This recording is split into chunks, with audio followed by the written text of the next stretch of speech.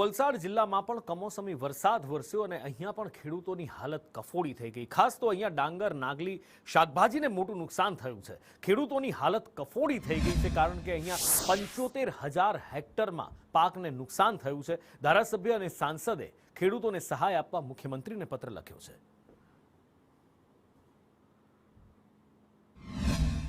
ડાંગરના પાકને ભયંકર નુકસાન થઈ રહ્યું છે અને ખેડૂતો ડાંગર જે સિઝન પ્રમાણે લણી લેવો જોઈએ તે લણી શક્યા નથી કારણ કે ખેતરમાં પુષ્કળ પાણી હોય છે। ડાંગર પાકી ગયું છે અને અત્યારે એ કોવાઈ જવાના પરિસ્થિતિમાં છે।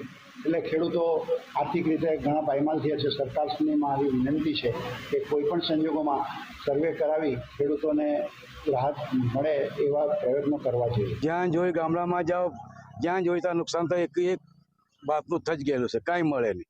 જ્યાં જોઈ ત્યાં હવે ચોખા નહીં નીકળે, પાવડર નીકળે।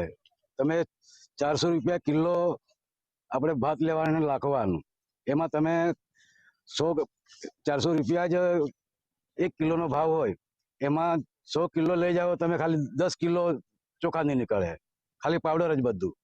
એટલે જે તે ગામડામાં કે તમે જ્યાં જાઓ ત્યાં બધું આ પાવડર જ છે, કોઈ જગ્યાએ સારું ભાત નહીં મળે। તો બધું આવું થઈ ગયું તો એને શું કરીએ? એમ શું થઈ ગયું? શું નુકસાન? બહુ નુકસાન એટલે બહુ થઈ ગયું, એમ કઈ મળી જ નહીં તેમાં। એમ શું વાવેલું હતું ને કઈ શું થયું? નુકસાન કેના કારણે? વરસાદના લીધે। વરસાદ હવે આવ્યા કરે તો કેમ કરીને ભાત કાપીએ અમે? એના લીધે બધું એકદમ નુકસાન થઈ ગયું।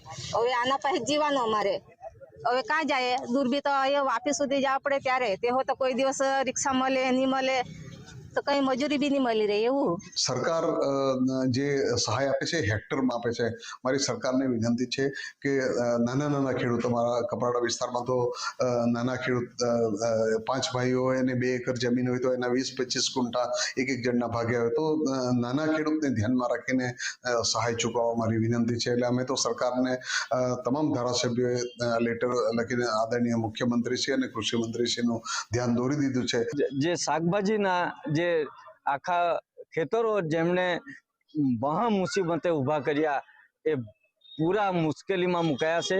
ખેડૂત ખૂબ ચિંતામાં પડ્યો છે અને એના માટે અમે સરકારશ્રીને, માન્ય મુખ્યમંત્રીશ્રી અને કૃષિ મંત્રીશ્રી અને આપણા નાણામંત્રી કનુભાઈ દેસાઈ સાહેબને પણ અમે લેખિતમાં જાણ કરી છે।